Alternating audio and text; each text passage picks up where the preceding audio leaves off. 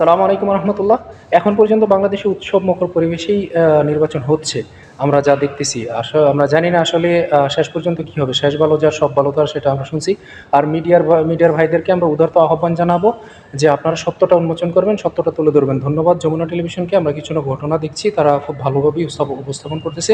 এভাবেই এগিয়ে যান। সকল মিডিয়াকে আমরা বলবো এবার আপনারা একটু বদলে যান, 24-এর পরে আর আগের মতো থেকেন না। তো আশা করি ইনশাআল্লাহ বাংলাদেশের মানুষ এবার বুঝবে। বাংলাদেশের মানুষ আমরা কোনো সহিংসতায় না জড়াই। আমাদের হাতে একজন মানুষের হাতে একটা ফ্যামিলির দায়িত্ব।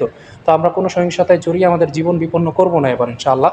যাকেই ভোট দেয়া, যাকে পছন্দ তাকে ভোট দেবেন, কিন্তু কোনো সহিংসতায় জড়াবেন না এবং কি বিজয় নিয়ে ঘরে ফিরবেন ইনশাআল্লাহ। যে বিজয় হবে তাকে ধন্যবাদ জানাবেন। যে আর যারা হারবেন তারা মেনে নিবেন খুব সহজেই, এটা আমাদের প্রত্যাশা।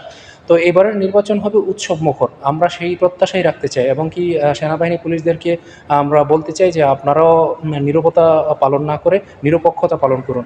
ইনশাআল্লাহ আগামীর বাংলাদেশ হবে ইনসাফের বাংলাদেশ। তো আমরা আসলে যারা সাধারণ জনগণ আছি, আমরা সাধারণভাবেই জীবনযাপন করতে চাই। আমরা অসাধারণত্ব না দেখাই। যদি আমরা এরকম কিছু করি তাহলে আমাদের ফ্যামিলি বিপর্যয়ে পড়ে যাবে। তো আমরা দোয়া রাখবো আপনাদের জন্য ইনশাআল্লাহ। আশা করি ছোট ছোট ঘটনা, সেগুলো আমাদের প্রত্যাশা না, সেগুলো আমাদেরকে এড়িয়ে চলতে হবে। তো বড় কোনো ঝামেলা যাতে না হয়, ঘটনা যাতে না হয়, সেদিকে আমরা খেয়াল রাখবো সবাই। তো একটু পরপরই আমি ভিডিও দিতে থাকবো। আসলে এটা একটা ঈদের মতো আনন্দ। আলহামদুলিল্লাহ, বাংলাদেশে যদি ভালো একটা সুস্থ ভোট হয়, আমরা যদি দেখতে পারি, সেটা আমাদের শান্তি। তো আমরা যারা প্রবাসে আছি, আমরা বাংলাদেশের প্রতিটা মানুষের জন্য আমরা দোয়া করি, আল্লাহ যাতে সবাইকে হেফাজত রাখে। আসসালামু আলাইকুম রহমতুল্লাহ।